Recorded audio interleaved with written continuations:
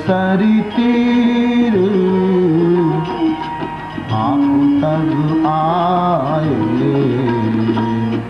बरबस राम सुमंत्र पठाए, सुमंत्र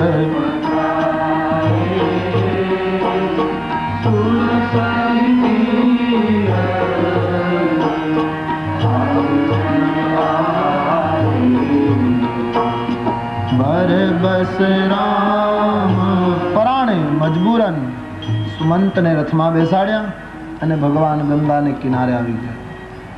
ભગવાનને સામે કિનારે જવું છે. અહીંથી કેવટ પ્રકરણનો આરંભ થાય છે. સંક્ષેપ મેં સુનીએ. સામે કિનારે જવા માટે નૌકાની સાધનની જરૂર છે. એક નૌકાવાળો ગંગાને કિનારે નૌકાને ગંગાના વહેણમાં રાખીને બેઠો છે.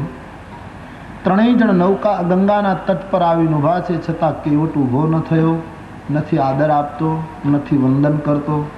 જેના ચરણની ધૂલી માટે મોટા મોટા મહર્ષિઓ વર્ષો સુધી તપ કરે, એ ઈશ્વરને આ માણસે આદર પણ ન આપ્યો, ઊભો ન થયો, બિલકુલ अपनी મસ્તી में बैठा है. ભગવાન જેની પાસે શિવથી લઈને જીવ સુધી તમામ માંગ કરે છે, આજ ઈશ્વર કેવટની પાસે માંગણી કરે છે કે અમારે સામે કિનારે જવું છે, અમને નૌકામાં બેસાડ.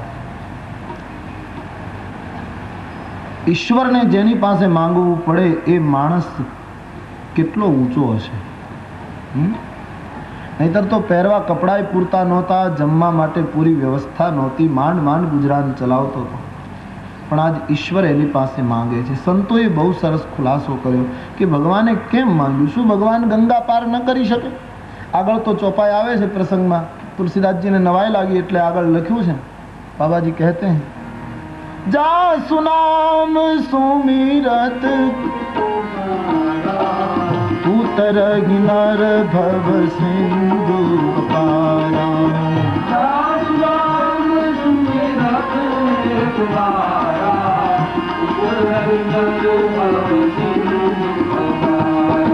જા સુનામ સુમિરત એક બારા ઉતર નર ભવ સિંધુ પારા.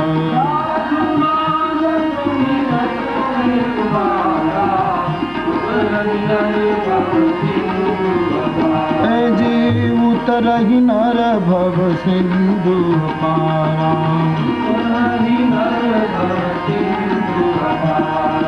ઉતર નર ભવ સિંધુ પારા.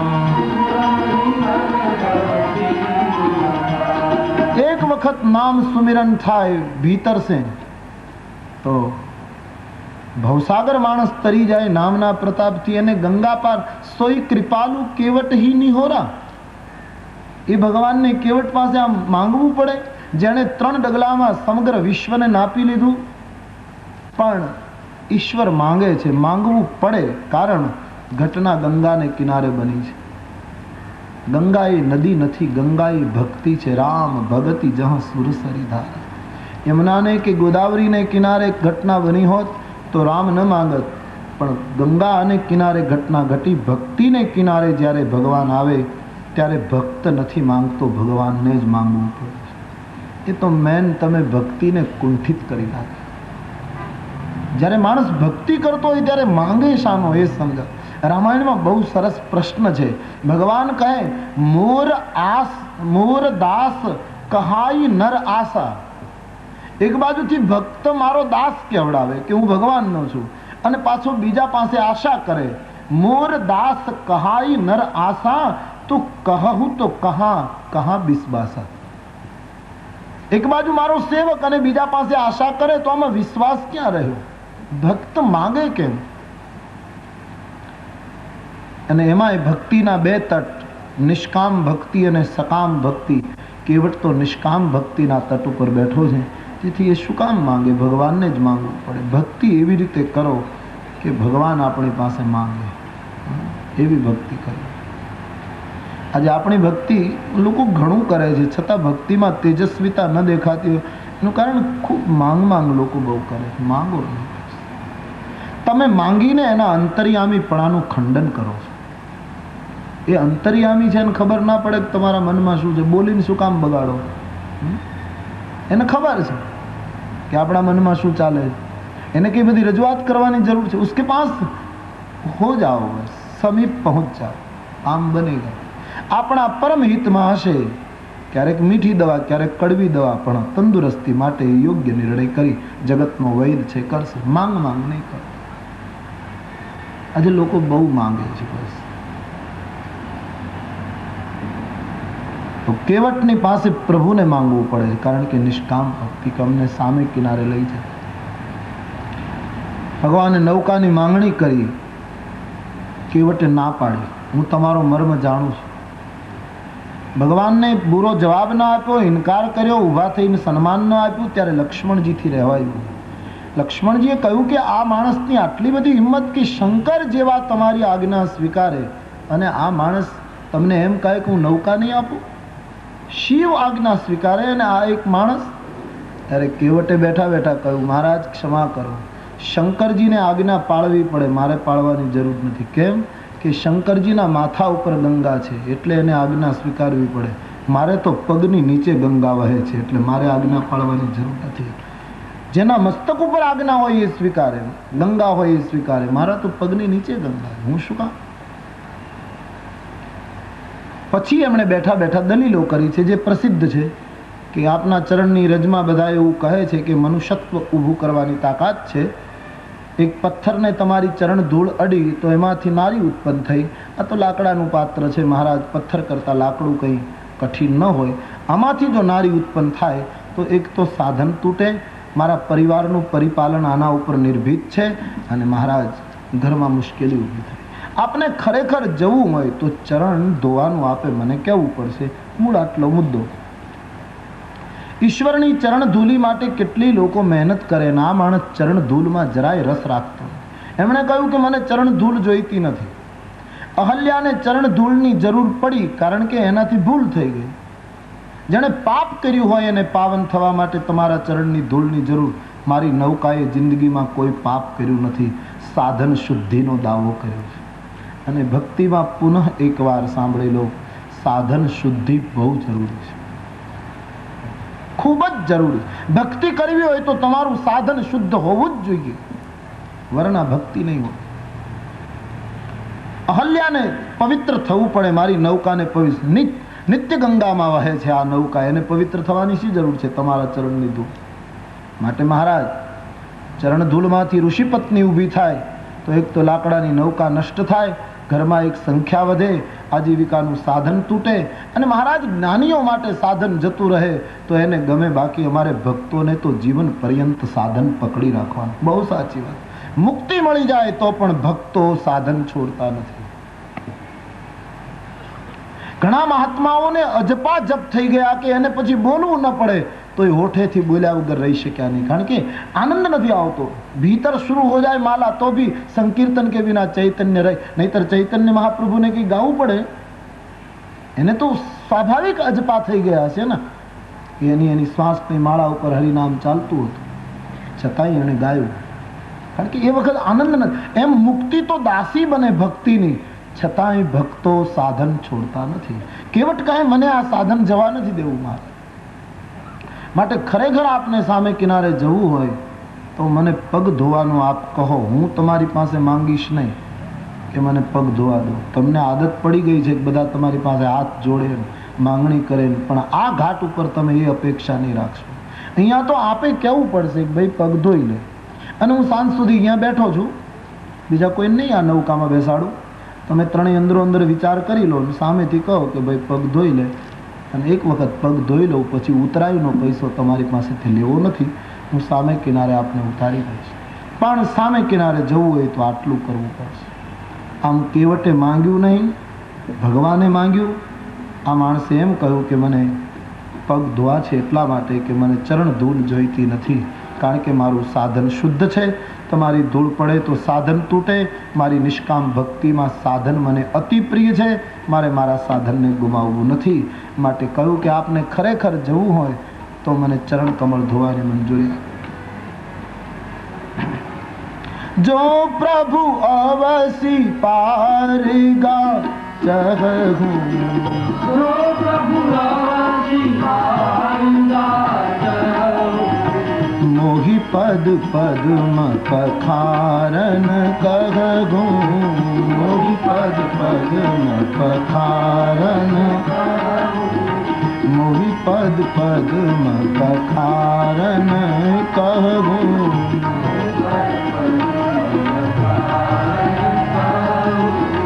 जो प्रभु पार अवसिगा चहूं।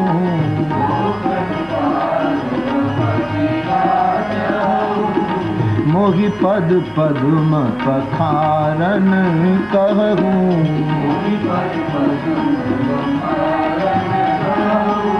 ખરેખર સામે કિનારે જવું હોય મહારાજ તો પગ ધોવાનું કહી દો, બસ ચરણ ધોઈ લઉં પછી સામે કિનારે લઈ જઈશ, ઉતરાય નહીં લઉં. આ માણસની ભક્તિમાં બિલકુલ નિર્લોભી પડું છું. પદ કમલ ધોઈ ચઢાઈ નાથ ઉતરાઈ ચહો. પદ કમલ ધોઈ ચઢાઈ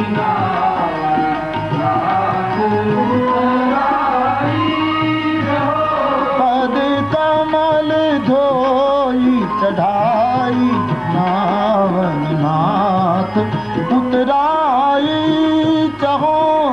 પદ કમલ ધોઈ ચઢાઈ નાથ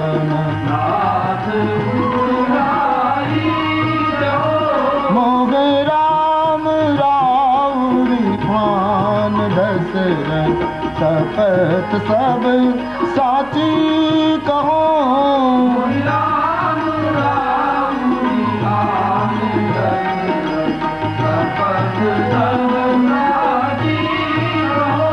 મોગી રામ રાવરી ખાન દશરથ શપથ સબ સાચી કહો.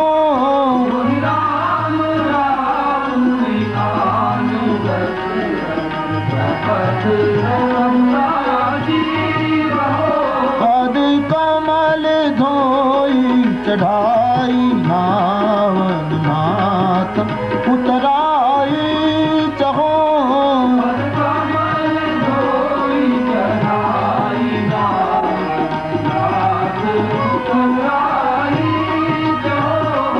મહારાજ ચરણ કમલ ધોવા આપો, નૌકામાં બેસાડીને પાર કરી દઉં, ઉતરાઈનો પૈસો નથી લેવો.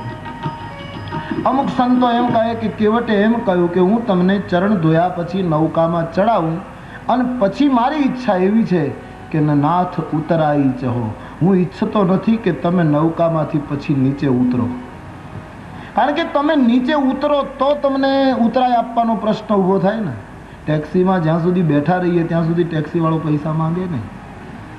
એ કહે ગમે ત્યાં લઈ જાય, મને તો ભાડું ચડે. ઉતરી ગયા પછી ચૂકવવાનો પ્રશ્ન આવે. એટલે મહારાજ હું જાણું છું કે તમારી પાસે કંઈ આપવાનું છે નહીં, તમને મુશ્કેલી પડે, એના કરતાં હું ઉતારું જ નહીં. તમારું સન્માન સચવાઈ જાય અને મારી નૌકાનું કલ્યાણ થઈ જાય. નાથ ઉતરાઈ ચહો. અને હા મહારાજ, બીજા અર્થમાં એમણે એમ કહ્યું કે હું બધા પાસેથી લઉં છું કંઈ ને કંઈ ઉતરાય મારી આજીવિકા માટે, તમારી પાસેથી ઉતરાઈ નહીં લઉં. તમે ક્ષત્રિય છો, રાજાના કુંવર છો, વનવાસને રાજ્ય સમજીને આવ્યા છો, છતાંય તમારી પાસેથી નહીં લઉં, કારણ તમે ઉદાસીનના કપડાં પહેરે છે. મહારાજ અમે બધાને પૈસા લઈને ઉતારીએ છીએ, પણ તમારા જેવા વલકલ પહેરેલા કોઈ આવે ને તો એનો એકાદો ફેરો એમને કરી નાખીએ. આટલો અમારો દશાંશ, આટલો અમારો 10મો ભાગ, આટલો અમારો ધર્મ કાર્ય, આટલું અમે એને કાઢી આપીએ એટલે અમારું આખા દિવસનું મહેનતાણું પૂરું થાય. એટલે હું ઉતરાય નહીં લઉં. આપે મને ચરણ ધોવાનું કહેવું પડશે. અને મારી વાત ઉપર જો તમને વિશ્વાસ ના આવતો હોય તો હું બીજું તો શું કહું. તમારી આણ મોહિરામ રાવરી આણ. ભક્ત છે ને, ભક્ત કદી ભગવાનના સોગંદ ન ખાય. આ નિયમ છે. અતિ પ્રેમી પોતાની પ્રિય વ્યક્તિના કદી સોગંદ નહીં ખાય. બહુ સોગંદ ખાય એમાં સમજવાનું કે આમાં બહુ લાગણી નથી.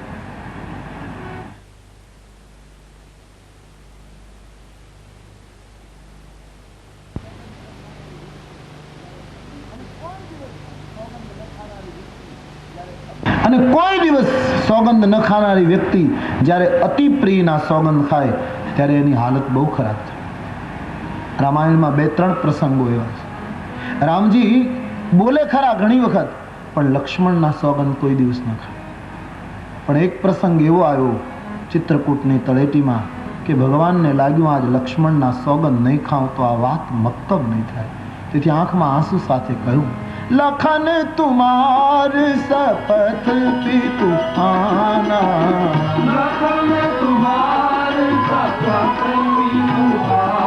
પિતાના સોગંદ ન ખાધા લક્ષ્મણજીએ.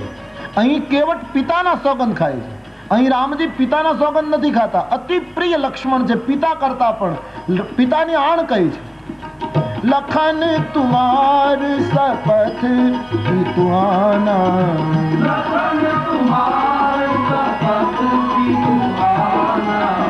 સુતિ સુબંધુ નહીં ભરત સમાના. સુતિ સુબંધુ નહીં ભરત સમાના. સુતિ સુબંધુ નહીં ભરત સમાના.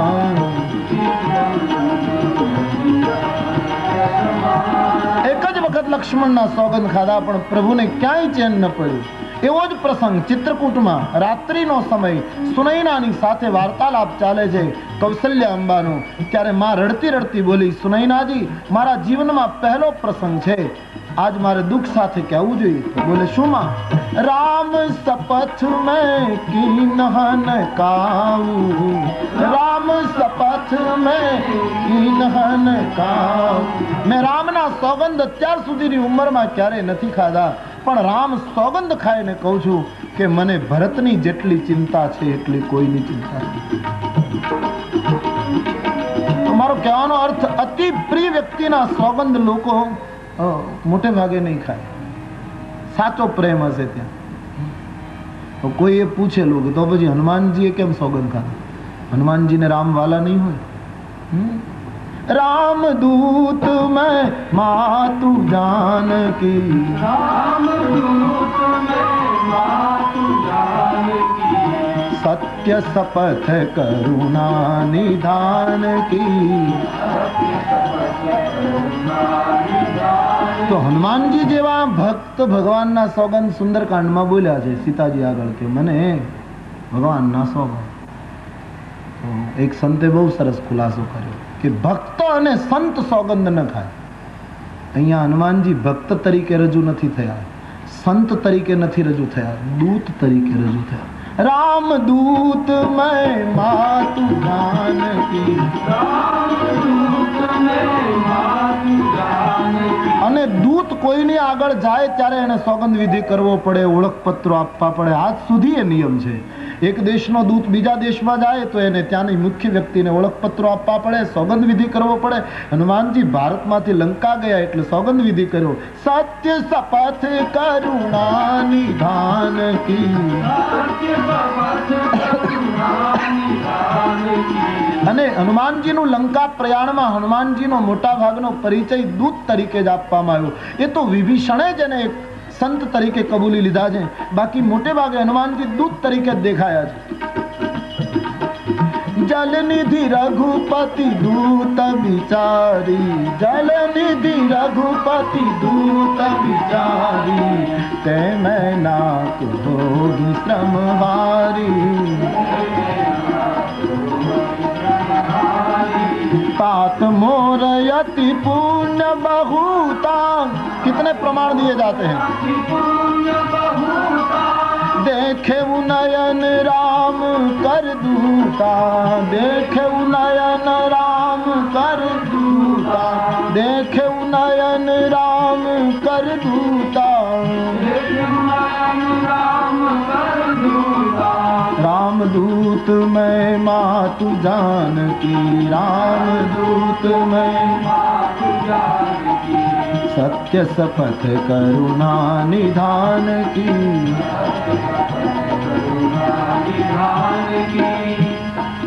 કહેવાનો અર્થ કે ભક્ત ભગવાનના સોગંદ નથી ખાતો, તેથી કેવટ ભલે વટથી વાતો કરે પણ એમણે રામના સોગંદ ન ખાય.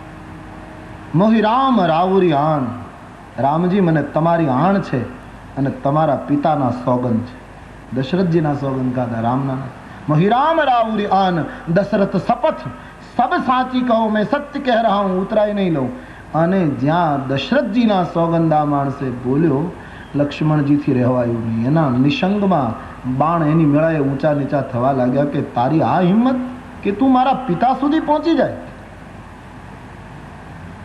એક તીર લક્ષ્મણજીએ પોણા ભાગનું ખેંચ્યું પોતાના તર્કસમાંથી કે હમણાં ભગવાન ઈશારો કરે તો આને લઈ લઉં.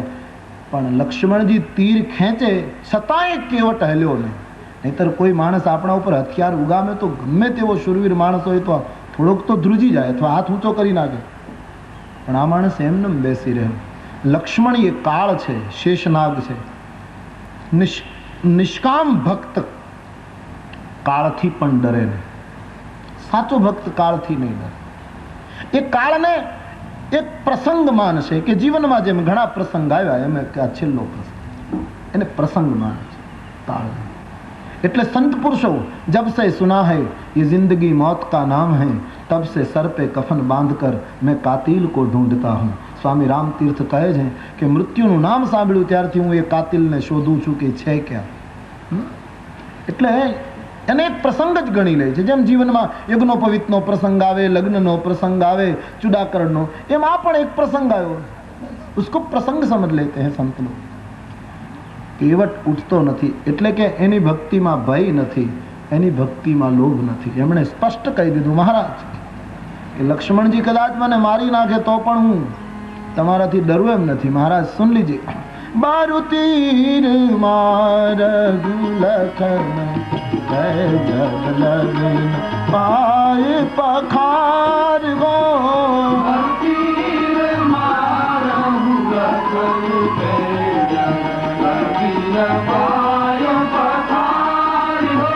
बारू तीर मारग लखन पे जब लगे न पाए पखार गो.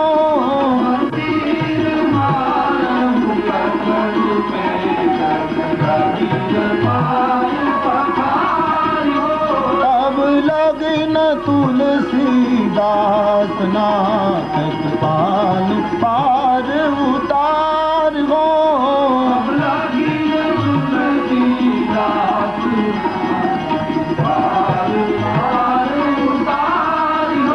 पद कमल धोई चढ़ाई नाम नाथ उतराई चहो. पद कमल धोई चढ़ाई रावण मोगे राम राउरियान दशरथ सकत सब साची कहो.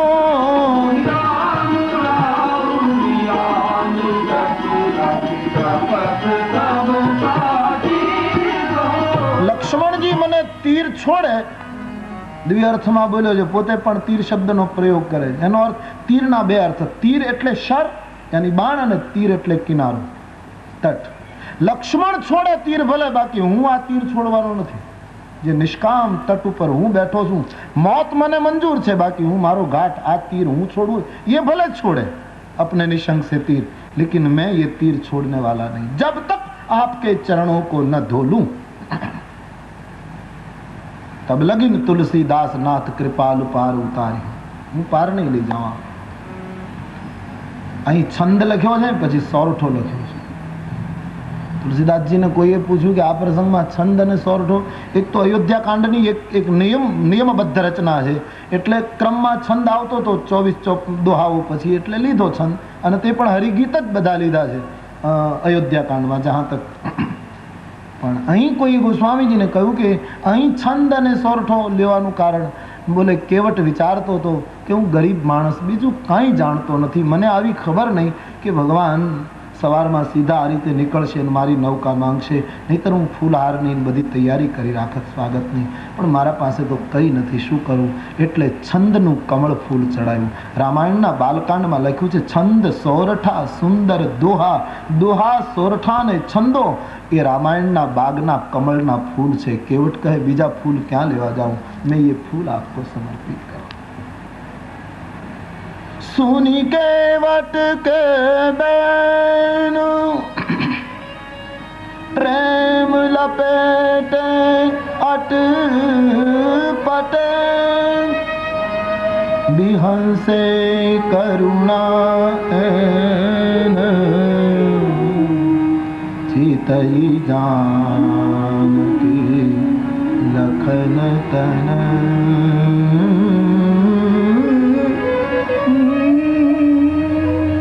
સુની કેવટ કે બેન કેવટના વેણ સાંભળીને પ્રેમમાં લપેટાયેલા અને સમજવામાં અટપટા એવા શબ્દો સાંભળીને પ્રેમ લપેટે અટપટે વિહંસે કરુણા ચિતઈ જાનકી લખન તન. લક્ષ્મણ મારે તો મરવાની તૈયારી. કેવટે ગર્ભિત શબ્દોમાં એમ કહી દીધું કે આ એ લક્ષ્મણજી છે જેને ગયા જન્મમાં મને શેષના અવતાર પોતે હતા અને ફેણ મારેલી, શેષ હતા, ફેણ મારેલી તો સમુદ્રના કાચબામાંથી મનુષ્ય બનાવી દીધો. આજ જો એનું બીજું તીર લાગે તો મને મનુષ્યમાંથી મહાપુરુષ બનાવી દેશે. માટે આની થપાટમાં મને બઢતી મળી છે. જો એ મને બીજી થપાટ મારે તો હું ધન્ય બની, અથવા તો લક્ષ્મણજી મને મારશે તો મહારાજ મારું કુટુંબ રડતું રડતું આવશે. પછી તમે બધાને રાજી કરવા માટે મારી સ્મશાન યાત્રામાં હાજરી આપવી પડશે, મારી ક્રિયા આપે કરવી પડશે. ગંગાને કિનારે મરીશ એ મારું સદભાગ્ય. લક્ષ્મણજીના હાથે મરવાનું, સીતારામજીને હાજરીમાં મરવાનું, આ બધું મારું પરમ ભાગ્ય ગણાશે. કેવટના આવા સુંદર વાક્યો સાંભળી ભગવાન ખૂબ હસ્યા છે. આજ પહેલી વાર રામજી આટલું હસ્યા એમ રામાયણમાં મળે છે. બાકી મનમાં હસ્યા, ખાલી મુસ્કાયા, ગાલમાં હસ્યા, આંખમાં હસ્યા, હોઠમાં હસ્યા, આવા ઘણા પ્રસંગો હશે. બાકી ખડખડાટ હસ્યા એવો આ પહેલો પ્રસંગ. અને સીતાજીએ જ્યારે રામજીને પહેલી વાર આટલા હસતા જોયા ત્યારે સીતાજી બહુ ખુશ થયા કે આખા જગતને મુક્ત કરનાર પરમાત્માના ચહેરામાં હાસ્ય બંધનમાં હતું. ઘરેથી નીકળ્યા ત્યારથી ઉદાસ ચહેરો હતો, પણ ધન્ય છે આ ભક્તને જેણે આજ પરમાત્માના હાસ્યને મુક્તિ આપી દીધી. એટલે જાનકીજી ખૂબ પ્રસન્ન થઈ ગયા કેવટ ઉપર, અને જેના ઉપર સીતા પ્રસન્ન થાય એનું કામ બની ગયું. બીજું શું, એની ઘટના ઘટી ગઈ. ભગવાન ખૂબ હસ્યા છે. પછી સંતોએ એના ઉપર અર્થો કર્યા કે ભગવાન શું કામ હસ્યા. ચિતઈ જાનકી લખન તન. સીતાજીની સામે અને લક્ષ્મણજીની સામે જોઈને ભગવાન ખૂબ હસ્યા. અમુક સંતો કહે લક્ષ્મણજીની સામે જોઈને એટલા માટે હસ્યા કે લક્ષ્મણ, બચપણમાં તું મારી સાથે પારણામાં સૂતો ત્યારે મારો અંગૂઠો ચૂસતો, અને મારો અંગૂઠો ચૂસવા ન મળે તો તું કેટલું રડીને આખા ઘરને હેરાન કરતો. આજે તારે બાણ પાછું મૂકી દેવું પડે ને આ બંને પગ એકલો ધોઈ નાખશે. અમુક સંતો કહે સીતાજીની સામે જોઈને હસ્યા એટલા માટે કે સીતાજીને ભગવાન એમ કહેવા માંગે કે તમારા જેવી સુંદર કન્યા મને કન્યાદાનમાં આપવામાં આવી તો પણ મેં મારો એક પગનો અંગૂઠો જ ધોવા દીધો, અને આ માણસ આપવાનો કાંઈ નથી ને બંને પગ આખા આખા ધોઈ નાખશે, એટલે હસ્યા. અથવા તો સીતા અને લક્ષ્મણ બંનેની સામે ભગવાન હસ્યા. એક ભૂતકાળનો પ્રસંગ યાદ કરાયો. ચરણ સેવા માટે બંનેની તકરાર ચાલતી, એ પ્રસંગ આખો યાદ કરાયો. હોળીનો તહેવાર, જે જાણીતી કથા કે પરણીને ભગવાન આવ્યા પછી સીતાજી જ રામજીના ચરણની સેવા કરે, લક્ષ્મણજીને અવસર મળતો. એથી લક્ષ્મણજી ખૂબ દુઃખી થયા. એક દિવસ ભગવાને પૂછ્યું, લખન શું છે? કહ્યું કે પ્રભુ, લગ્ન થયા અને આવ્યા પછીથી મને આપની ચરણ સેવા નથી મળી. બોલે શું થાય? સીતાજીનો અધિકાર, એ પત્ની છે. બોલે કંઈક કરો. ભગવાને કહ્યું, લક્ષ્મણ એક થાય, 4 દિવસ પછી હોળીનો તહેવાર છે, અને હોળીને દિવસે ભાભી અને દિયર હોળી ખેલે છે આપણે ત્યાં, અને પછી ભાભીની પાસે દિયર જે માંગે તે ભાભી આપે. 4 દિવસ પછી હોળીનો ઉત્સવ સીતાની સાથે તમારે ત્રણેય ભાઈઓએ ખેલવાનો, અને હોળીની ભેટમાં ભરત શત્રુઘ્ન જે માંગે તે સીતા એને આપશે. પણ તારો વારો આવે ત્યારે ચરણ સેવા તારે માંગવી, એટલે મારે વચ્ચે ન આવવું પડે, એમ તારું કામ બને. લક્ષ્મણજી બહુ રાજી થયા. ભગવાનને કહ્યું, મહારાજ બહુ સરસ ઉપાય, પણ હવે એક કૃપા કરે કે હોળી જલ્દી આવે એવું કરો.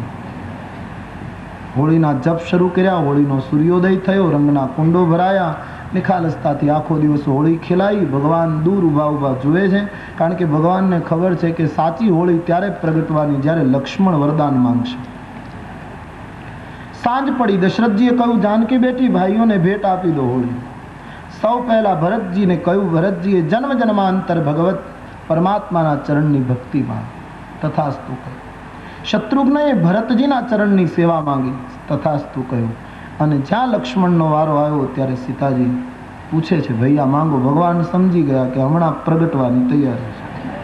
લક્ષ્મણજીની સીધી માંગણી હતી કે આજથી ભગવાનના ચરણારવિંદની સેવાનો અધિકાર મારો.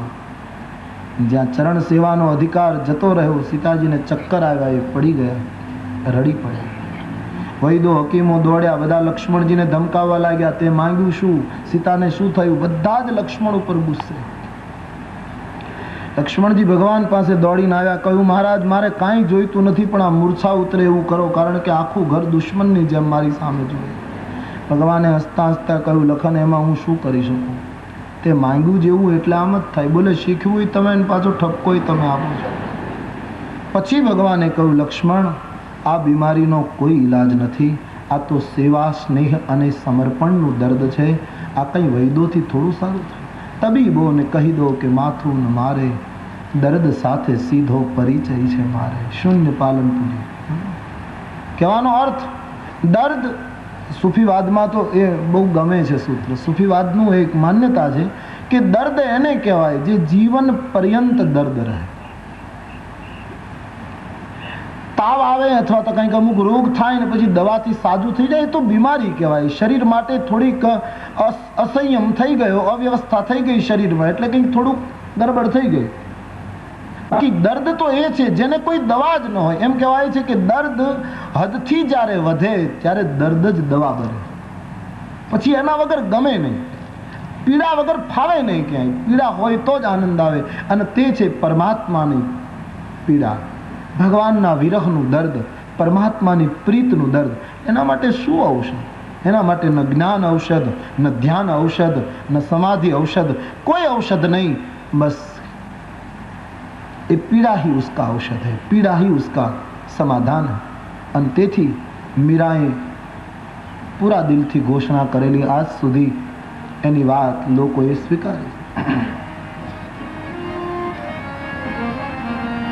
ના મેં જાનું આરતી વંદન, ના મેં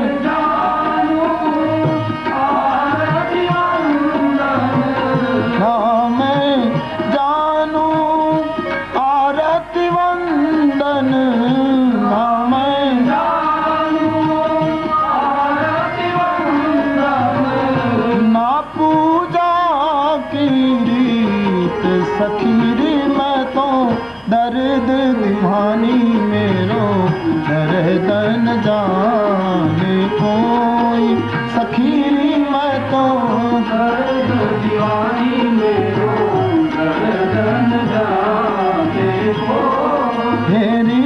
मैं तो दर्द दीवानी मेरो, दर्द न जाने कोई. मैं तो दर्द दीवानी मेरो, दर्द न जाने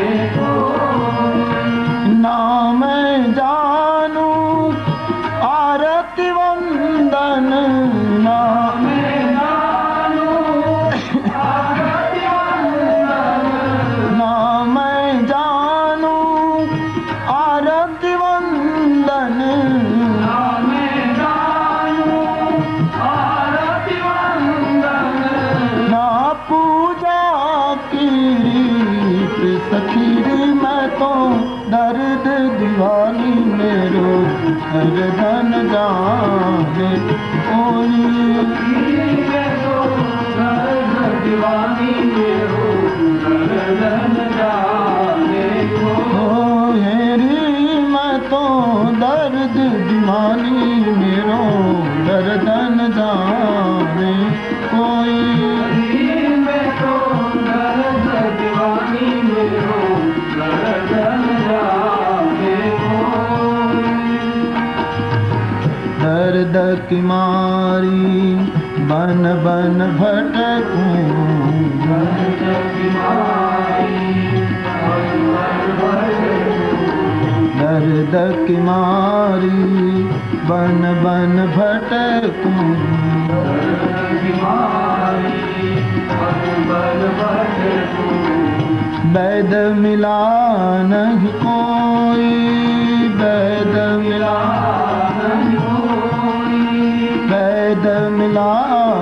नहीं कोई, दर्द मिला नहीं कोई।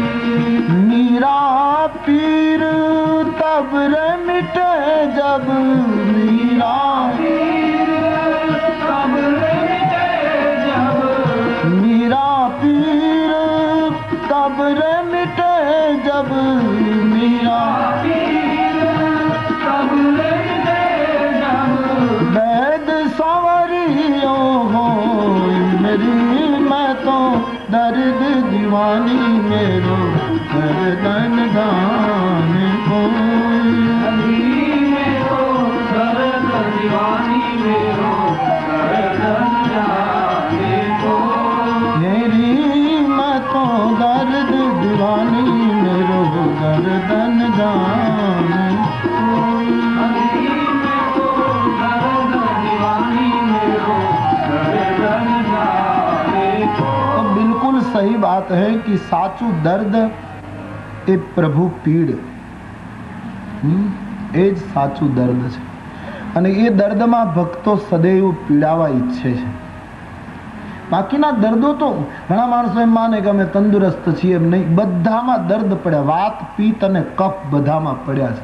એ તો એકાદો પ્રકોપ કરે એટલે બહાર દેખાય. ક્યાંક વાત પ્રકોપ કરે, ક્યાંક કફ પ્રકોપ કરે, ક્યાંક પિત્ત પ્રકોપ કરે એટલે દેખાય. બાકી ભીતર તો શરીરધારીમાં બધામાં વાતપીત કફ તો હોય જ છે ને. એકાબીજા જ્યારે પ્રકોપ કરે છે ત્યારે રોગનું રૂપ ધારણ કરે, એટલે એના વગર કોઈ છે નહીં. એટલે એ તો બધા પાસે, તંદુરસ્ત પાસે પણ છે. સાચું દર્દ પ્રભુ પીડ. લક્ષ્મણ આ તો સેવા, સ્નેહ અને સમર્પણની પીડા. આનું શું ઔષધ? તો બોલે શું કરવું ભગવાન? કાંઈ સીતાના કાનમાં જઈને કહી દે કે એક પગ મારો ને એક પગ તમારો, આપણે વેચીને પગ દબાવવાનો. લક્ષ્મણજીને થયું ઠીક હે. આવ્યા, સીતાજીને કહ્યું માં, જમણો ચરણ હું સેવા કરીશ, ડાબો ચરણ તમે સેવા કરજો. સીતાજીને થયું કે બધું લૂંટાઈ જતું હોય ને અડધું બચે અને બચાવી લેવું એ ડાયા માણસનું કામ કહેવાય. એટલે બધું જતું રહે એના કરતાં જે રહ્યું તે. એટલે સીતાજી કબૂલ થયા. આજ ગંગાને કિનારે એ હોળીનો તહેવાર યાદ કરાવી ભગવાન હશે કે લક્ષ્મણ એક એક પગ માટે તમે લોકો તકરાર કરતા હતા, આજ બંનેને ઊભા રહેવાનું, આ બંને પગ ધોઈ નાખે છે માટે પ્રભુ હસ્યા. અથવા તો એક સંત જે પ્રસિદ્ધ કથા છે તે કે લક્ષ્મણની સામે જોઈને ભગવાન હસ્યા કે લક્ષ્મણ આ ગયા જન્મમાં કાચબો હતો, મારા પગે આવતો હતો, ચડે સ્પર્શ કરવા, તે ફેણ મારી મારીને એને પછાડેલો અને મૃત્યુ પામેલો. એ આજ હિસાબ પૂરો કરે છે કે તે દિવસે ચરણે અડવા નહોતો દીધો, પણ આજ પગ ધોયા વગર સામે કિનારે નહીં જવા દઉં. માટે લક્ષ્મણ આ માણસે કેટલું યાદ કર્યું, કેટલો સમજદાર કે એમણે ગયો જન્મ યાદ રહ્યો અને આજ એ આપણી પાસે માંગણી કરે છે. એટલે કવિએ લખ્યું, અભણ કેટલું યાદ રાખે, અભણ કેટલું યાદ રાખે, અભણ કેટલું યાદ રાખે, અભણ કેટલું યાદ રાખે. પેલો ભણેલ ભૂલી જાય, પગમાં ધોવા દો રઘુરાયજી, ધોવા દો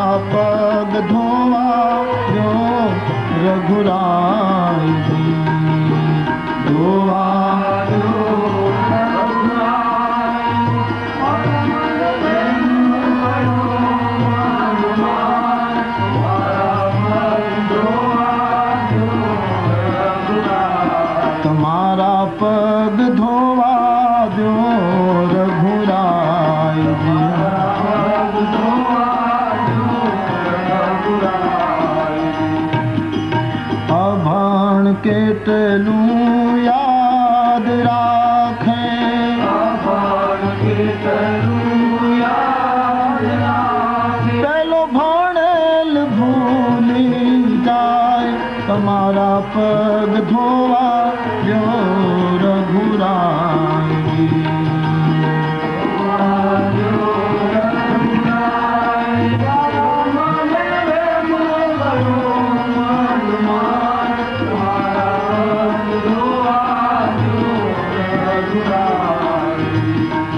આ માણસ કાંઈ ભણ્યો નથી પણ એને કેટલું યાદ રાખ્યું.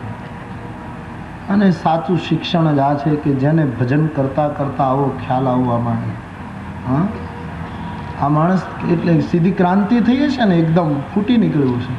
એને યાદ આવી ગયું રામને જોતા કે ઓહ, કંઈક બહુ જૂની ઓળખાણ હોય એમ લાગ્યું. અને તેથી એને જ્યારે બધા મુદ્દાઓ કહેવા માંડ્યા ત્યારે ભગવાન હસી પડ્યા કે માણસે બરાબર વાત પકડી લીધી.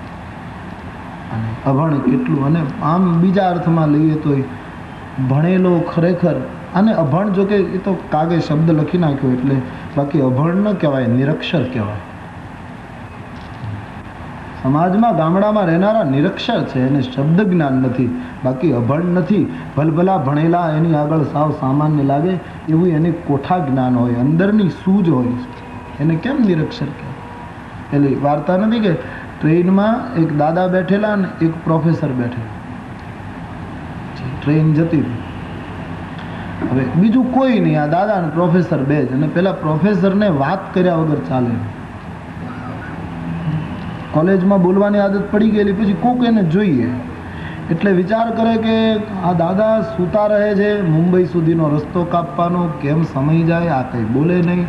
એટલે પેલો આમ કંઈક ઘડીક ચોપડી વાંચે, ઘડીક આમ કરે, ઘડીક કંઈક લખે, ઘડીક બારીમાંથી ડોક. માણસ આમ સ્થિર રહી શકતો નથી, આ માણસની પ્રકૃતિ.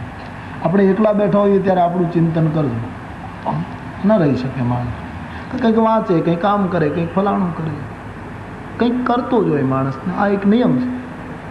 પેલા પ્રોફેસરને ક્યાંય આમ ચેન ન પડે.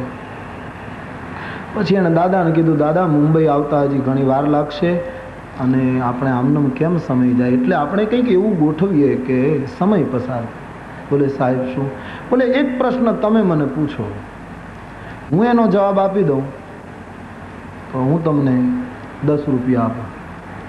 એક પ્રશ્ન હું તમને પૂછું, તમે જો જવાબ આપી દો તો હું તમને 10 રૂપિયા આપું. તમે મને પૂછો અને હું આપી દઉં તો તમે 10, જે હારે એ 10 રૂપિયા આપે. પેલા દાદાએ કીધું કે તમે કહેતા હો તો હું બીજા ડબ્બામાં જતો રહું. કારણ કે તમે ભણેલા પ્રોફેસર, હું ગરીબ માણસ, માંડ માંડ ટિકિટના પૈસા લઈને આવ્યો અને આમાં 10 રૂપિયાની શરતમાં હું ક્યાં ઉતરું? બોલે નહીં, એમ નહીં. એમાં કઈ હું તમે જ હારો એવું થોડું છે, મને ના આવડે. અડધો કલાક જીત કરી કે નહીં તમારે મારી સાથે બસ આ રીતે સ્પર્ધા કરવાની. એ લોકોએ દાદાએ કહ્યું, ગરીબ માણસ, એક તો તમારી ને મારી કોઈ કક્ષા બિલકુલ જુદી. તમે ભણેલા, હું નિરક્ષર, તમે પૈસાવાળા, હું નિર્ધન. તમે કેટલા સારા કપડાં પહેર્યા, મેં ફાટેલા પહેર્યા. તમે ચોપડી વાંચી શકો, હું કાંઈ વાંચી શકું નહીં. ઘણું અંતર છે તમારા મનમાં. બોલે નહીં દાદા, બધા એક જ છીએ. તમે બહુ જીદ કરી ત્યારે દાદાએ કહ્યું કે સાહેબ, હું તમારી સાથે શરતમાં ઉતરું, પણ એક શરત. શું? તમે પ્રશ્ન પૂછો અને જો હું જવાબ આપી દઉં તો તમારે 10 રૂપિયા આપવાના, પણ હું પૂછું અને તમે હારો, હું હારું તો હું 5 આપું, તમે હારો તો 10 આપો, 5ની છૂટ આપો. કારણ કે ગરીબ માણસ. પ્રોફેસરને થયું 5 તો 5, બાકી મારે તો આવવાના જ છે ને, કંઈ આ કંઈ મને થોડો જીતે. પછી કહ્યું, દાદાને કહ્યું પ્રશ્ન પૂછો. દાદાએ કહ્યું તમે પૂછો પહેલા, ગમે તે પ્રશ્ન પૂછાય ને, ગમે તે. એટલે પ્રોફેસરને એમ કે મારે શું પૂછવાનું, આ દાદા પૂછે ને હું તો એને તો શું જવાબ, સવાલ હોય એનો ગમે તે જવાબ આપી દઈશ. તો બહુ દબાણ કર્યું, દાદા પહેલા તમે પૂછો. એ દાદાએ કીધું કે સાહેબ, તમે તો ભણેલા ગણેલા માણસ, જે પૂછું છું એનો જવાબ તમે આપી દો તો હું હારી જાઉં, 5 રૂપિયા આપી દઉં, નહીં તો તમારે આપવાનું. આ દુનિયામાં એવું કયું પંખી, દાદો બોલ્યો, કે આકાશમાં ઉડે ત્યારે એને 3 પગ હોય અને જમીન ઉપર ચારો ચણે ત્યારે 2 પગ હોય? એવું કયું પંખી? પ્રોફેસર ચકરાવે ચડ્યું. કારણ કે આવું પંખી બ્રહ્માએ જ બનાવ્યું નથી, આ દાદાના ભેજામાંથી નીકળ્યું છે. બ્રહ્માની સૃષ્ટિની બહારની રચના હતી. બોલો સાહેબ, કયું પંખી જે નીચે ઉતરે ચારો ચણવા ત્યારે 2 પગ, આકાશમાં ઉડે ત્યારે 3 પગ? નામ આપી દો એટલે હું હારી જાઉં. ઘડીક બારીમાંથી ડોક્યું બહાર કરે, ઘડીક આકાશમાં જુએ ક્યાંય ઉડે.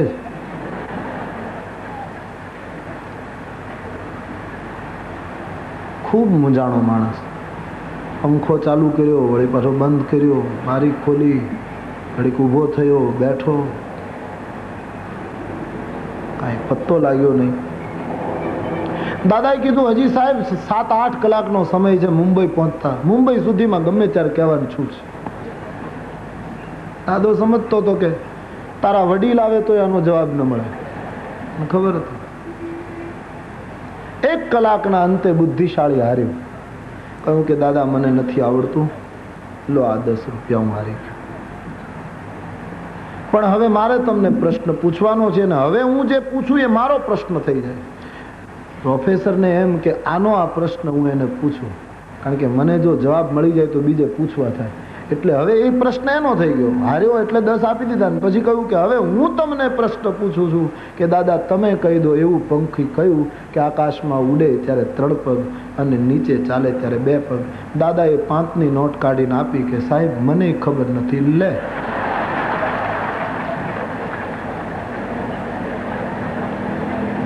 દસ લીધા, 5 દીધા. મુંબઈ સુધી પ્રોફેસર બોલ્યો નહીં. અભણ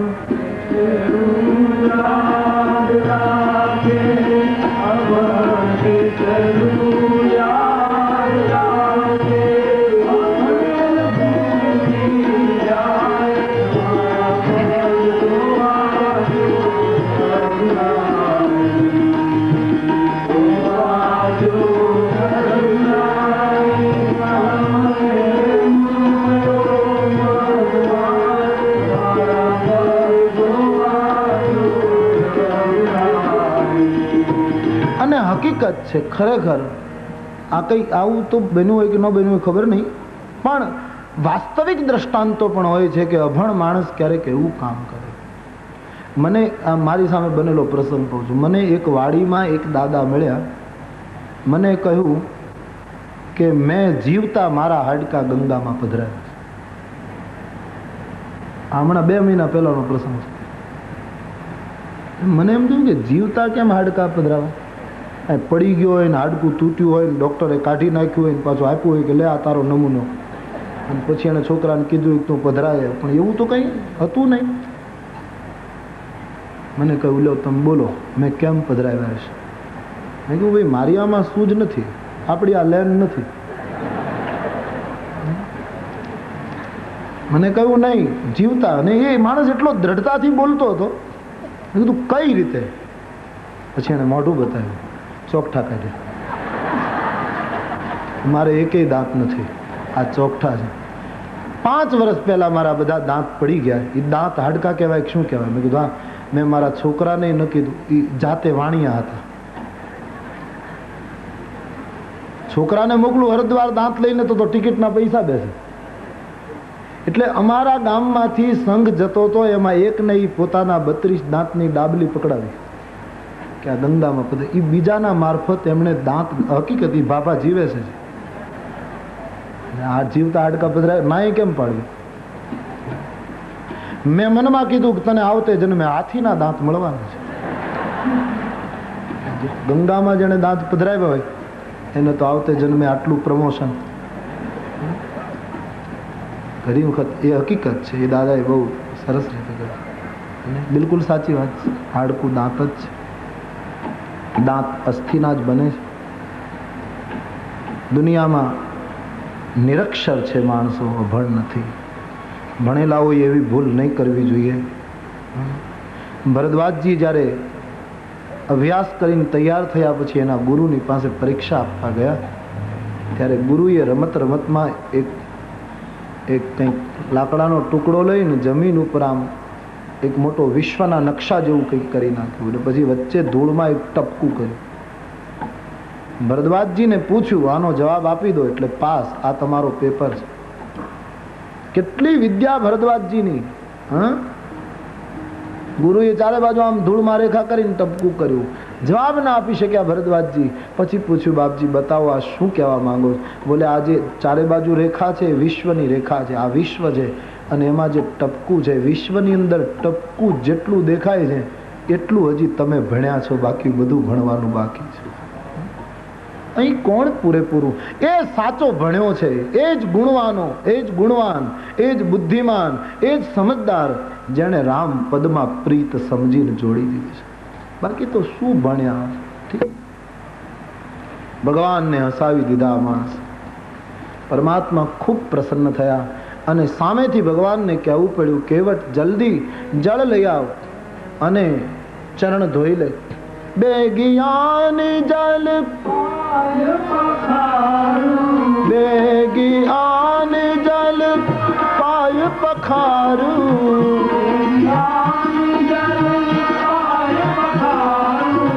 बहुत विलंब उतारगी पारू,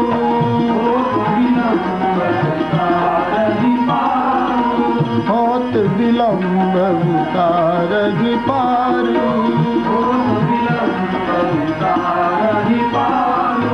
केवट राम रजाय सुपावा,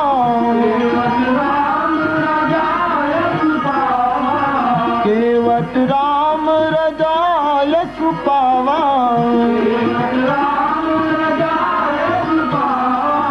पानी कथौता भर ले आवा,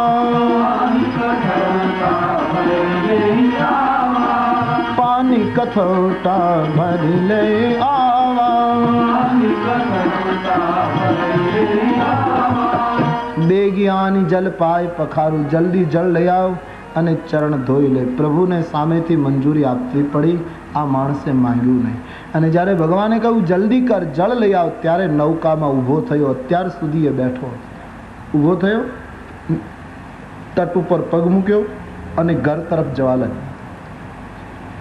સંતો કહે છે ભગવાનને લક્ષ્મણજીએ કહ્યું કે આને પગ ધોવાનું તમે કહ્યું, આ ક્યાં જઈ રહ્યો? ભગવાને પૂછ્યું, કેવટ કઈ બાજુ?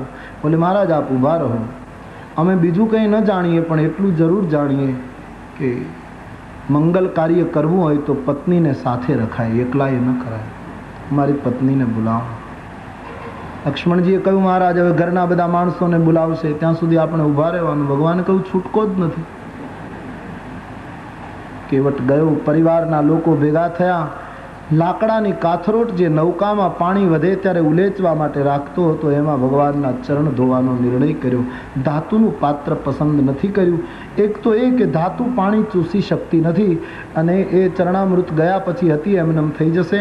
લાકડાના પાત્રમાં ચરણ ધોઉં તો લાકડાનું પાત્ર થોડું પાણી ચૂસી લેશે અને ભગવાનના ચરણામૃતથી ભીંજાયેલું પાત્ર મારી પત્નીને આપીશ અને એ રોટી બનાવશે. એમાં તો એ ભગવત ચરણામૃતથી બનેલી રોટી હું ખાઈશ, અમે જમીશું તો ધન્ય ધન્ય બને. અથવા તો લાકડાની નૌકા અને લાકડાની જ કાથરોટ, નૌકાને ભગવત ચરણનું દાન મળે અને એ જ જ્ઞાતિની આ કાથરોટ એને ભગવાનના ચરણનો લાભ નહીં મળે તો એ કાથરોટ મને ફરિયાદ કરશે કે નૌકામાં પાણી ભરાતું, નૌકા તારવાનું કામ કરે બરાબર, પણ પાણી ભરાતું ત્યારે નૌકા પોતે બધાને ડૂબાડવાની તૈયારી કરતી, એ વખતે હું જ સહાયક થતી, પાણી ઉલેચી અને હળવું કરતી. માટે નૌકાને ચરણ મળે અને મને ન મળે એટલે કેવટે લાકડાની કાથરોટ નક્કી કરી. અથવા તો કેવટને થયું કે ભગવાન ઉદાસીન વ્રત પાળે છે અને ઉદાસીન વ્રત પાળે એના માટે મૂળ નિયમ એવો રહ્યો કે એને ધાતુને સ્પર્શ ન કરાય.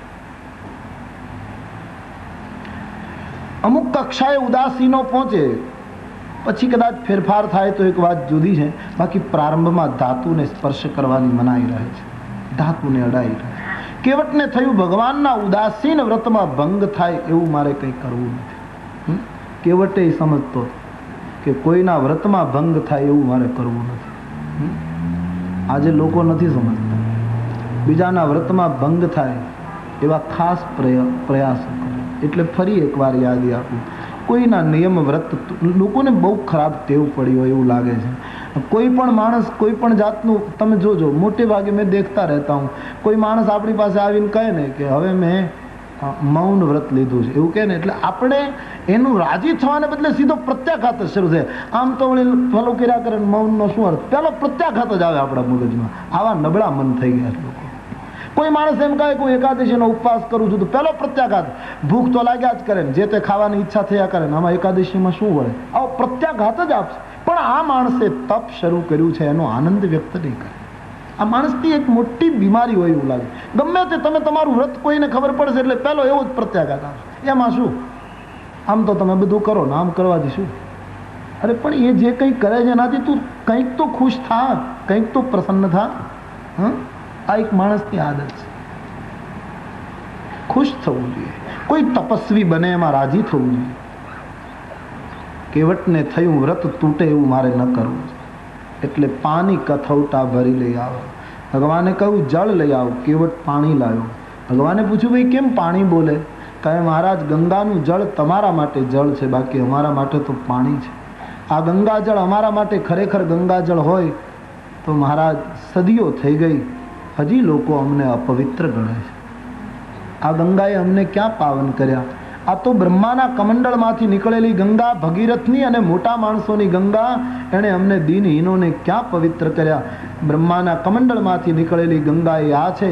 હવે તો આ પાણી લઈ મારે કાથરોટમાં પગ ધોઈ અને દિનહીનોની એક નવી ગંગા ઉત્પન્ન કરવી છે મહારાજ, કે જે સદીઓ સુધી પછાતોનો ઉદ્ધાર કરે. ભગવાન આ દલીલ પાસે બિલકુલ ચૂપ થઈ ગયા. કેવટ પાણી ભરીને લાવ્યો છે. ભગવાનને કહ્યું ચરણ પધરાવો. ભગવાને ચરણ પધરાયો કેવટના પાત્રમાં, અને જ્યાં કેવટ ચરણ ધોવા લાગ્યો ત્યારે ખૂબ જ ભાવમાં આવી ગયો. એક વિચાર એ આવે કે આ માણસે આમ ભગવાનની ચરણ રજ ધૂળ ન અડે નૌકાને એટલા માટે ચરણ ધોવાનો નિર્ણય કર્યો, ઠીક છે. પણ ચરણ ધોવાની પાછળની એક દ્રષ્ટિ બીજી પણ રહી. ભગવાન અતિ સુંદર છે. તપસ્વી વેશમાં તો વધારે સુંદર લાગે છે. માનવ મનનો સ્વભાવ હોય છે. કેવટને ઈચ્છા થઈ આ ભગવાનને હું અડું તો કેટલો આનંદ થાય.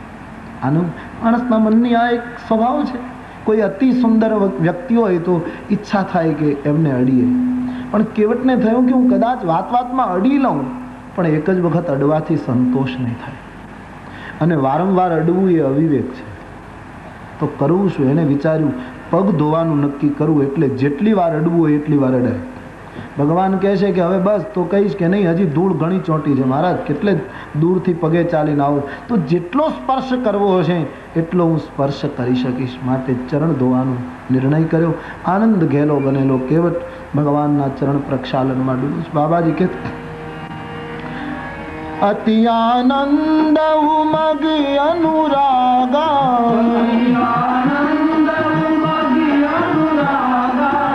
અતિ આનંદ ઉમગ અનુરાગા, ચરણ સરોજ પખારન લાગા, ચરણ સરોજ પખારન લાગા. ભગવાનના ચરણ ધોવા લાગ્યો છે, હાથ ડોલવા લાગ્યો, ભગવાનનું શરીર ડોલવા લાગ્યું. ભગવાને કેવટને કહ્યું ભાઈ નીચે પાત્ર લઈને ચરણ ધો. તારા હાથમાં પાત્ર, તું ડોલે, પાત્ર ડોલે, હું ડોલું, આમાં હું પડી જઈશ. કેવટે ભગવાનને કહ્યું પડી જવાની બીક લાગતી હોય તો જરા નમીને મારું માથું પકડી રાખો મહારાજ, એટલે તમે પડો નહીં અને મારું કામ થાય. કેવટે નમી ભગવાનને નમાવ્યા અને મસ્તક ઉપર પરમાત્માનો વરદ હસ્ત મુકાયો. એની પાછળની એક દ્રષ્ટિ ફરી એકવાર માનવ મન અહીં કામ કરી ગયું. કારણ કે ભગવાનના પગ ધોતો હતો ત્યારે કેવટને ખૂબ ગમ્યું. એ ચરણનો સ્પર્શ શું કહેવાનું? કોઈ સંત પુરુષના, કોઈ મહાપુરુષના ચરણના સ્પર્શમાં પણ એક ક્રાંતિ ઘટતી હોય છે. તો ભગવંત ચરણ સ્પર્શ કેટલો દિવ્ય હશે. કેવટ ચરણ પ્રક્ષાલન કરતો હતો ત્યારે એને વિચાર આવ્યો કે હું તો ભગવાનને પગે અડ્યો, પણ પરમાત્મા મને સામેથી અડે તો કેવું સરસ, ભગવાનનો સ્પર્શ મને મળે. તેથી એ ઈચ્છા પૂરી કરવા માટે એમણે આ નાટક કર્યું કે તમે બંને હાથે મારું માથું પકડી રાખો, તમે પડી ન જાઓ એટલા માટે. લક્ષ્મણજીએ ભગવાનને કહ્યું મહારાજ એ બરાબર છે, માથા ઉપર હાથ મૂકો એટલે આની બુદ્ધિ સુધરે, તો હવે આપણને હેરાન કરતો બંધ થાય. भगवान જ્યાં મસ્તક ઉપર હાથ મૂકે છે ત્યારે કેવટે મુસ્कुराते हुए कहा कि महाराज लक्ष्मण जी बुद्धि तो तेज હતી જ, હવે પ્રભુનો હાથ પડ્યો એટલે દીક્ષિત થઈ ગઈ, अब और तेज हो जाएगी. ભગવાનને લાગ્યું તારા આગળ મારું કાંઈ બહુ ઉપજે એવું લાગતું નથી. બંને હાથ પરમાત્માએ એના મસ્તક ઉપર મૂક્યા છે. દેવતાઓએ કેવટના ઉપર પુષ્પની વૃષ્ટિ કરી છે. તારા જેવો કોઈ બળભાગી નથી. ધન્ય છે જીવ. ચરણ ધોયા, ચરણામૃત પાત્રમાં છલોછલ ભર્યું છે. ભગવાને કહ્યું, બોલે મહારાજ બધાને ચરણામૃત વહેંચી આપું. કુટુંબના બધા જ માણસોને, ગામના બધા માણસોને ચરણામૃત વહેંચે છે. એ વખતે સીતાજીએ લક્ષ્મણજીને કહ્યું કે લખનભાઈ આપણે ભીલોની લાઈનમાં ઊભા રહીએ તો જ ચરણામૃત મળશે, કારણ કે આજ પૂજારી એ છે, આપણે લાઈનમાં નહીં રહીએ તો નહીં આપે. લક્ષ્મણજીએ કહ્યું ચરણામૃતની ઈચ્છા તો છે માં, પણ આપણે માંગવું કેમ? બોલે માંગવાની શરૂઆત જ ઉપરથી થઈ છે. ભગવાને નૌકા માંગી તો આપણે ચરણામૃત માંગી. લક્ષ્મણ સમજી ગયા કે આમાં અક્કડ રહેવા જેવું નથી. સીતા અને લક્ષ્મણ ભીલોની કતારમાં ઊભા, કેવટે બધાને ચરણામૃત આપ્યું. થોડું પાત્ર બચ્યું છે, પાત્રમાં થોડું બચ્યું, પોતે જળપાન કર્યું. ભગવાને કહ્યું હવે નૌકામાં બેસીએ. બોલે નહીં મહારાજ, આ ઘાટનો એવો નિયમ છે કે અહીં પહેલાં જે હોય એને પહેલાં ઉતારવાના, પછી ક્રમમાં વારા પ્રમાણે બધાને પાર ઉતારાય. ભગવાને કહ્યું કેવટ અહીં અમારા આગળ તો કોઈ છે જ નહીં, અને કદાચ અમારા આગળ કોઈની લાઈન હોય તો અમે રઘુવંશ મર્યાદાને માનનારું અમારું કુળ, અમે લાઈન તોડીને આગળ જઈએ કદી? તું કેવી વાત કરે, અમારા સિવાય તો કોઈ છે નહીં. કેવટે કહ્યું મહારાજ એ જ કરુણા છે કે અમારી લાઈન કોઈએ જોઈ જ નહીં. મારા કેટલા બાપ દાદા મૃત્યુ પામ્યા, હજી તરવાના બાકી છે. એ પહેલાં બધા એને તારો, પછી તમારો ક્રમમાં વારો આવશે. મેં મારા પૂરને તાર્યું, પરિજનોને તાર્યા, મારા ગામના માણસોને તાર્યા, હવે મારા પિતૃઓને પણ તારી દો, પછી હું તમને. ભક્તિ સમગ્ર કુળને તારે છે. જ્ઞાન મોક્ષદાતા એક વ્યક્તિ માટે બને છે, એ નિર્વિવાદ સિદ્ધાંત. જ્ઞાન મોક્ષ, જે જ્ઞાની થઈ જાય છે મુક્ત થઈ જાય, બીજાને પ્રેરણા આપી શકે બીજા એ માર્ગે. પણ ભક્તિમાં એટલું સામર્થ્ય છે, આખા કુળને તારે છે. ભક્તિ સમગ્ર કુલ કો તારે. રામાયણમાં પ્રમાણ છે, સૌ કુલ ધન્ય ઉમા સુનું, જગત પૂજ્ય સુપુનીત, શ્રી રઘુવીર પરાયન, જેહી નર ઉપજ વિનીત. તો બધાને તાર્યા. ભગવાનને કહ્યું તમે વશિષ્ઠજીની પાસે ભણ્યા છો, હું ને મારી પત્ની આ ચરણામૃતના ખોબા ભરી ભરી ગંગામાં અર્પણ કરીએ, તમે પિતૃ તર્પણના મંત્રો બોલો. કોઈ સારો માણસ, ભણેલો માણસ, શિક્ષિત માણસ અમને પછાત ગણીને ઠુકરાવતો રહ્યો, કોઈએ અમારું તર્પણ ન કરાવ્યું અમારા પિતૃઓનું, હવે તમે પોતે તર્પણ કરાવો. ભગવાને લક્ષ્મણજીને કહ્યું શરૂ કર. ભગવાન અને લક્ષ્મણ મંત્રો બોલે, કેવટેના પિતૃને જળદાન કરે, અને કેટલી મોટી સફળ થઈ ભક્તિ આ માણસની કે એમણે પિતૃઓને તારે પદ પખારી જલપાન કરી, આપ સહિત પરિવાર પિતર પાર કરી, પ્રભુ પુનિ મુદિત ગયે ઊંધે પાર. બધાનો ઉદ્ધાર કરીને કહ્યું હવે આપ નૌકામાં બેસો. પણ જેવા ભગવાન બેસવા ગયા એટલે મના કરી. મહારાજ બોલે શું? ભગવાનના ચરણથી તે નૌકા સુધી કેવટ સૂઈ ગયો છે, એવું સાંભળ્યું છે, માનસમાં લખ્યું નથી. કારણ કે ભગવાનને બલિની વખતે જ્યારે વિરાટ બેના ત્રીજું ડગલું મૂકવાનો વખત આવ્યો ત્યારે બલિએ પોતાનું મસ્તક ધર્યું છે. ભગવાને કહ્યું કે 2 ડગલામાં આખી દુનિયા મપાઈ ગઈ છે, તે મને 3 ડગલા ધરતી આપી, હવે ત્રીજું ક્યાં મૂકું? ત્યારે બલિએ મસ્તક રાખ્યું છે, આના ઉપર મૂકો. મેં આપ્યું, મેં આટલું મોટું દાન કર્યું. મહારાજ હવે મને ખબર પડી કે 2 પગવાળો કોઈ દિવસ 3 પગલા આપી શકે જ નહીં. મેં મોટી ભૂલ કરી. આ મારું જે દેહાભિમાન છે એ નષ્ટ થાય માટે મારા માથા ઉપર પગ મૂકો, એટલે દેહાભિમાનનો નાશ. ત્રીજું પગલું બલિના મસ્તક ઉપર મૂકીને પછી પાતાળની કથા આવે છે. પણ અહીંયા કેવટ પણ કહે છે મહારાજ મારામાં મેં તમને તમારી પાસે મંગાવ્યું, તમારે માંગવું પડ્યું, મેં માંગ્યું નહીં, મેં આ બધું કર્યું, ધાર્યું બધું કરાવેલું, આનો ક્યાંક મને અભિમાન ન આવી જાય. આ દેહ આટલો સફળ થયો, આ દેહ દ્વારા મેં આમ કર્યું, આમ મને ના આવે એટલા માટે તમે મારા શરીર ઉપર ચાલીને નૌકામાં બેસો. એટલે 2 ફાયદા, એક તો દેહાભિમાન જાય, અને બીજો ફાયદો રેતીમાં ચાલશો તો વળી પાછી રજ અડશે, એટલે પાછી ઘટના એની એ બની જશે, વળી મારે પગ ધોવા પડશે. એના કરતાં મારા શરીર ઉપર થઈને ચાલો. અને શરીર ઉપર પગ મૂકી ભગવાન નૌકામાં વિરાજિત થયા. સંપૂર્ણ શરણાગતિ કહેવાય. દંડવત કરીએ ત્યાં સુધી તો હજી તે થોડીક અધૂરી કહેવાય. પણ કોઈના ચરણમાં દંડવત કર્યા પછી એમ કહીએ કે હવે અમે આમનામ સૂતા છીએ, તમે અમારા ઉપર પગ મૂકીને જતા.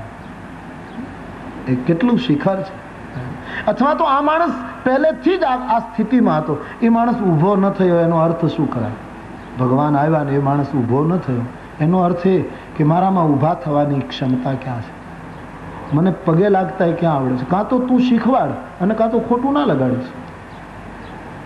મને ખબર જ નથી. હું તો તટ ઉપર એટલી હદે પહોંચ્યો છું કે હવે મારાથી આમ પડી જવાય જ એમ છે, બાકી મારાથી કંઈ થાય. આટલી હદ બહારની શરણાગતિ આ માણસમાં ગણાય. તો ભગવાન નૌકામાં સીતા સહિત લક્ષ્મણ સહિત વિરાજિત થયા છે. કેવટ નૌકાની દોરડી છોડી ગંગાના વહેણ ઉપર એકદમ નૌકાને વહેતી કરી છે. નૌકામાં ગંગાનું પાણી ઉછાળા ભરી ભરી ભગવાનના દર્શન કરવા માટે ઉતાવળું થાય છે. આ બાજુ નૌકા સામે કિનારે પહોંચવાની તૈયારી. એમાં કેવટને વિચાર આવ્યો કે ભગવાનને જો સામે કિનારે ઉતારી દઈશ તો આમ મારાથી કંટાળ્યા છે એટલે સીધા ચાલતા થશે અને આ સામીપ્ય કંઈ વારંવાર મળે નહીં. અને અત્યારે બધો કાબુ મારા હાથમાં છે, કારણ કે તરતા તો એ લોકોને આવડતું નથી, એટલે હું જે ધારું તે કરી શકે. એટલે સામો કિનારો આવે એના પહેલા એકદમ મોડ આપીને આ બાજુ લાવે. લક્ષ્મણજીએ ભગવાનને કહ્યું, મહારાજ આ શું કામ આમથી આમ ઘુમાવે છે? એને કહો ને કે સામે કિનારે ઉતારી દે. નાના માણસને બહુ પ્રોત્સાહન તમે આપ્યું, એનું આ પરિણામ છે. ભગવાને કહ્યું કંઈ ભૂલી ગયો લાગે, પણ કંઈ ભૂલ્યો તો નહોતો. આ કિનારે જઈને પાછો આમ લાવ્યો, અહીંથી આમ. આ માણસ ઈચ્છતો તો જેટલું વધારે પ્રભુના સંગમાં રહેવાય. સીધી વાત છે, કોણ છોડે અવસર? 2-4 વાર ચક્કર ખવડાવી ત્યારે ભગવાન કંટાળ્યા અને કહ્યું, કેવટ શું કામ આમથી આમ ઘુમાવે? શું છે? કહ્યું, મહારાજ આપને તો 14 વર્ષનો વનવાસ છે ને? હા. એમાં કંઈ તિથિ વાર અને જગ્યા નક્કી થઈ છે કે આ તિથિએ આ વારે આ જગ્યાએ પહોંચવું? બોલે નહીં.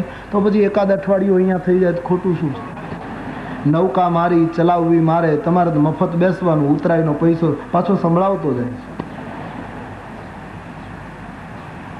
ભગવાને કેવટને કહ્યું, ભાઈ અમે કંટાળ્યા છીએ, તું ઘડી ઘડી આમથી આમ ચલાવે બરાબર નહીં.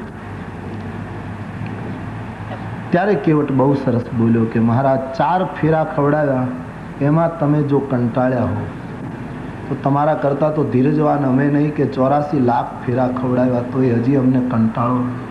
જન્મ્યા મર્યા, અનેક યોનિમાંથી અમે નીકળ્યા, કેટલા અનુભવો લીધા, છતાંય અમે કંટાળ્યા નહીં. ભગવાનને લાગ્યું તારા આગળ મારું ચાલે એમ નથી, એટલે ભગવાનને નિવેદન ફેરવ્યું કે ભાઈ કંટાળવા કરતાં અમે નૌકામાં બેસવા ટેવાયેલા નથી ને, કાં તો રથમાં કાં તો ઘોડા ઉપર બેસવા ટેવાયેલા, માટે નૌકામાં બેસવાની આદત નથી. તો આમથી આમ ઘુમાવે, અમને પડી જવાની બીક લાગે. કેવટે કહ્યું, પડી જવાની બીક લાગતી હોય તો મારો હાથ પકડી. ભગવાને માથા ઉપર હાથ મૂક્યો ને તો બહુ ગમેલું. પછી અવસર ગોતતો હતો, હવે ક્યારે પાછો અવસર મળે કે મારો હાથ પકડે. એટલે આ યુક્તિ મળી ગઈ, મારો હાથ પકડી રાખો. નહીતર તો જે પડી જવાના હોય એનો હાથ આપણે પકડવાનો. ભગવાને કહ્યું પણ ખરું કે ભાઈ અમે પડી જવાના હોઈએ તો અમને ડર લાગે, એટલે તું અમને પકડી રાખ. અમે તારો હાથ પકડીએ તો પાછું ક્યારે મૂકી દઈએ? બોલે મહારાજ નહીં, એ ભૂલ છે. હું તમારો હાથ પકડું તો ક્યારે મૂકી દઉં એ નક્કી નહીં. જીવ ઈશ્વરને પકડે છે ને પાછો ક્યારે મૂકી દે નક્કી નથી. પણ મેં સાંભળ્યું છે તમને પકડતા જ આવડે છે, છોડતા આવડતું નથી. તમે જેનો હાથ પકડ્યો છે એની નૌકા પછી કિનારે. અને મહારાજ અત્યાર સુધીમાં અમારા ગરીબોનો કોઈએ હાથ પકડ્યો નથી. આજ તમે એકવાર હાથ પકડો તો પછી પરંપરા શરૂ થાય અને દુનિયા પણ અમને બોલાવતી થાય. બાકી તમે હાથ નહીં પકડો તો કોણ પકડશે? ભગવાને કેવટનો હાથ પકડ્યો અને હવે નૌકા કિનારે પહોંચી. સીધી વાત છે, ભગવાન હાથ પકડે પછી નૌકા કિનારે. સૂત્રના રૂપમાં પણ બરાબર. સામે કિનારે કેવટ પહોંચ્યો છે, ભગવાનને રેતીમાં ત્યાં નીચે ઉતાર્યા છે અને હવે કેવટ ભગવાનના ચરણારવિંદમાં સાષ્ટાંગ કરે છે. માનસકાર લીધી, કેવટ ઉતર દંડવત કિન્હા, કેવટ ઉતર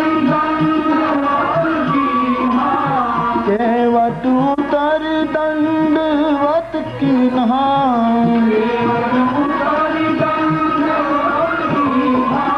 प्रभु ही सके नहीं कछु दीना, प्रभु ही सकुचे प्रभु ही सकुचे नहीं कछु दीना,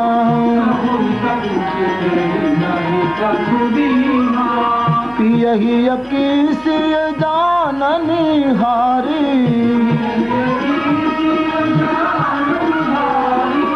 पियहि अकीसिय जाननी हारी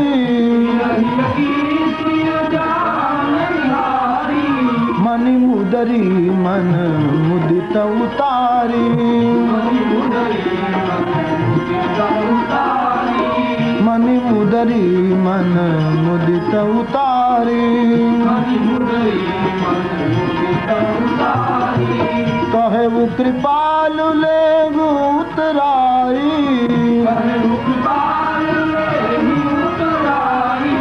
केवट चरण गहे अकुलाई केवट चरण गहे अकुलाई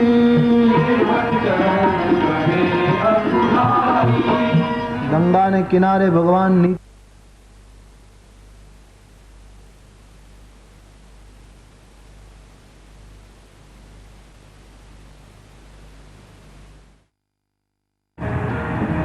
પહેલા વંદન નહોતો કરતો, હવે દંડવત કરે છે. કારણ કે દંડવત કર્યા પછી આધીન થઈ જવું પડે. પહેલા કેવટની ઈચ્છા હતી, મારી ઈચ્છા પ્રમાણે હું ભગવાન પાસે બધું કરાવી લઉં. પહેલા દંડવત કરી દઈશ તો મારાથી કંઈ એની પાસે હુકમ નહીં કરાય. પહેલા હું ધારું તે કરાવું, પછી દંડવત કર્યા આધીનતા. ભગવાનને બહુ સંકોચ થયો કે મેં આને કંઈ આપ્યું નહીં. ભગવાનનો સ્વભાવ અતિ સંકોચી છે. એમાં રામ અવતારમાં તો અતિ સંકોચી સ્વભાવ છે પ્રભુ. ભગવાનને બહુ મનમાં સંકોચ થાય છે. સામાન્ય માણસ આને કંઈ આપતો હશે ને અમે કેમ મફત મુસાફરી કરી? ગરીબ માણસ, પણ પ્રભુને થયું આજ હું એને શું આપું? સમગ્ર ઐશ્વર્ય પણ આની નિષ્કામ ભક્તિ આગળ તુચ્છ લાગે છે. આને આપવું શું? ઈશ્વર પાસે તો વધી વધીને એનું મોટું ઐશ્વર્ય, પણ સમગ્ર ઐશ્વર્ય પણ નાનું પડશે આના આગળ. આને હું શું આપું? ક્યાં દઉં? ભગવાન કંઈ નિર્ણય કરી શકતા નથી, શું આપવું? સીતાજી સમજી ગયા કે હા મહારાજ, જગત આખાનું ઐશ્વર્ય નાનું પડે એમ છે આ માણસની ભક્તિ આગળ. એ ઐશ્વર્ય આને નહીં આપી શકાય, તો આને કંઈક એવું આપવું જોઈએ. એટલે જાનકીજી પતિના મનોભાવ જાણીને પોતાની આંગળીમાં મણીની મુદ્રિકા હતી, રામ નામ અંકિત લાલ નંગવાળી મુદ્રિકા, જે સીતાને અત્યંત પ્રિય હતી, એ મણી મુદ્રિકા આનંદ સાથે ઉતારી. રામ નામની મુદ્રિકા ભગવાનના હાથમાં આપી છે. ભગવાનના હાથમાં મુદ્રિકા આવતા પ્રભુ કેવટને આપવા ગયા છે. લે ભાઈ. એ વખતે કેવટ અકળાઈ ગયો એમ લખ્યું છે. અકળાઈ ગયો એનું કારણ એ લાગે છે કે મહારાજ, મેં તમારા પિતાના સોગંદ ખાઈને કહ્યું હતું કે ઉતરાય નહીં લઉં. તમે મને ઉતરાય આપો છો? મહારાજ, કપડાં ફાટેલા પહેર્યા છે, પણ અમારા સંસ્કારો નથી ફાટ્યા. તમારો ઉપાય ગણાવો અને જો વચન ચૂકું તો કાલ તમારી કીર્તિને કલંક લાગે. બીજું, તમે ઉતરાય ચૂકવવા માંગો છો, કારણ કે ભગવાન, આ માણસ અકળાયો એનું કારણ ભગવાનનો શબ્દ. ભગવાને એને એમ કહ્યું કે ભાઈ ઉતરાય લઈ લે. કેવટને એમ થયું કે ઉતરાય ચૂકવી દેવી એનો અર્થ સંબંધ પૂરો કરવા માંગે. ઉતરાય આપી દે એટલે જતા રહે છે. મેં એને પાર કર્યા ને એમણે મને ઉતરાય, હિસાબ પૂરો થયો. કેવટ કહેવા માંગે છે મહારાજ, સંબંધ પૂરો કરવાનો નથી, હજી તો સંબંધનો આરંભ થયો છે. પૂરા કૈસે કરે? મેં નહીં લૂંગા. ના પાડે. અકળાઈ ગયો, અથવા તો પગ પકડી લીધા. એના બે કારણ તુલસીદાસજી સ્પષ્ટ લખે છે, કેવટ ચરણ ગહે અકુલાઈ. પાછા પગ પકડી લીધા એટલે પગ ધોઈ લીધા એકવાર, પછી પાછા પગ પકડ્યા છે. બાર બાર સ્પર્શ કરવાની એક વૃત્તિ એનામાં કામ કરી ગઈ. અને બીજું, પગમાં પડી ગયો એક ગર્ભિત ઈશારો. એમણે ભગવાનને કહ્યો કે મહારાજ, અમે ગંગાને કિનારે રહેનારા ખારવાઓ, તમે ભવસાગરને તારનારા ખારવા, પણ મહારાજ મારે કહેવું જોઈએ, તમને માછલી પકડતા આવડતું નથી. અમને જેટલી માછલી પકડતા આવડે છે એટલી તમને નથી આવડતી. લક્ષ્મણજી કહે કમાલ છે, પહેલો માણસ મળ્યો છે કે વાત વાતમાં પકડે છે.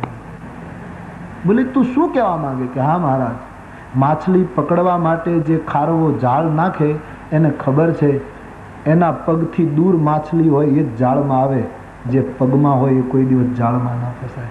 આ સોનાની વીંટી, સોનું એ તો માયા છે, અને તમે મને માયાની જાળ ફેંકીને માછલીને પકડવા માંગો છો, પણ હું દૂરની માછલી હોઉં તો પકડાવું. હું તો કેવટ ચરણ ગહે અકુલાઈ, હું તો તમારા પગની માછલી છું. મહારાજ, આ જાળમાં હું ફસાવ એમ નથી. સીતાજીએ કહ્યું તારી દ્રષ્ટિમાં એ માયાજાળ હોય પણ આમાં રામ નામ લખ્યું છે, લઈ લે મુદ્રિકા. એટલે જવાબ આપ્યો કે રામ નામની મુદ્રિકા તમે મને આપો એનો અર્થ એમ થાય કે મને તમે રામ મંત્રની દીક્ષા આપો છો, એટલે હવે મારે માળા ફેરવવી પડશે, જપ કરવો પડે. મહારાજ મને એવો સમય ક્યાં છે ગરીબ માણસને કે હું જપ કરું? એના કરતા તમે મારું નામ લેજો ત્રણેય જણા. લક્ષ્મણજી કહે હવે બસ કર, तारू नाम हमारे लेवानू. बोले हाँ एक ही बात है ना, या तो मैं आपका नाम लूँ आप हमारा नाम ले, क्या फर्क. सुमिरन करना है, याद बनी रहे तो बस कहीं से भी सुमिरन शुरू हो जाए. અને વાતે સાચી. કાશીમાં બનેલી ઘટના છે ને, મુझे એક મહાત્માને બતાવી કે એક વૃદ્ધ માં વિધવા સ્ત્રી બિલકુલ ગરીબ રોજ કાશીમાં સ્નાન કરી વિશ્વનાથના દર્શન કરી નીકળે તો એક ઉદાસીન મહાત્માની કુટિયા એની બાજુમાંથી નીકળે અને કંઈ આવડે નહીં એ માજીને. ગંગા સ્નાન કરે, વિશ્વનાથના દર્શન કરે અને ઉદાસીન મહાત્માની કુટિયા પાસેથી નીકળે ત્યારે એટલું જ બોલે, દીન બંધુ દીનાનાથ તેરી ડોરી મેરે હાથ. રોજ આમ બોલે છે, દીન બંધુ દીનાનાથ તેરી ડોરી મેરે હાથ. એક દિવસ ઉદાસીન મહાત્માથી રહેવાય નહીં, અરે માડી તું જરા શબ્દ તો, એની દોરી તારા હાથમાં. તારે એમ કેવું જોઈએ કે મેરી ડોરી તેરે હાથ. તું રોજ આવું બોલે છે, હું કેટલા સમયથી સાંભળું, દીન બંધુ દીનાનાથ તેરી ડોરી મેરે હાથ. તો માજીએ કહ્યું બાબા इसमें क्या फर्क पड़ता है, મારા હાથમાં એની દોરી હોય કે મારી દોરી એના હાથમાં, મૂળ તો સવાલ છે જોડાઈ રહેવાનો સવાલ છે, કોણ પકડે वो कहाँ. અને મારા કરતા આપ મારું નામ લો એ વધારે સારું પડશે. તમારે તો વનમાં જ રહેવાનું છે, ત્યાં કાંઈ પ્રવૃત્તિ નથી. મારે તો આવડી નૌકા ચલાવવી પાછું ગુજરાન કરવું, તમારે ત્યાં કંઈ કામ તો છે જ નહીં જંગલમાં, એટલે બેઠા બેઠા સવાર સાંજ મારું નામ લેજો અને કોઈ તકલીફ નહીં. આ તો આ માણસ કહી શકે ને ઈશ્વરને કે મારું નામ લેજો, હું નામ નહીં લઈ શકું. કેટલી शरणागति है. हाँ बहुत अच्छा लगता है. मुझ में इतनी कहाँ क्षमता कि मैं तेरा नाम लूँ, तुम नाम लो, तुम मेरा सिमरन करो तो घटना बन जाए. બીજું મહારાજ એમનેમ સોનાની વીંટી આપો ને તો કદાચ લઈ લઉં, કારણ કે આને વેચી એમાંથી જે પૈસા આવે એમાંથી ગુજરાન ચલાવું, પણ આમાં રામ નામ લખ્યું છે મહારાજ, તેથી રામ નામ વેચાય નહીં વહેંચાય, હું એને વેચી શકું. હનુમાનજી જેવા મહારાજને રામ નામની પહેલી બરાબર છે, બાકી અમારા જેવા નિષાદને ક્યાં એટલો સમય છે મહારાજ કે અમે રામ નામ લઈએ. બાર બાર ભગવાન આગ્રહ કરે, કેવટ મનાય કરે, પણ છેલ્લે તો બહુ સરસ બોલ્યો છે મહારાજ, શું કામ જીદ કરો છો, આપવાની વાત શું કામ કરો છો, તમે મને શું નથી આપ્યું. ગોસ્વામીજી इस अर्थ में लिख, नाथ आज मैं काहन पावा, नाथ आज मैं काहन पावा, नाथ आज मैं काहन पावा,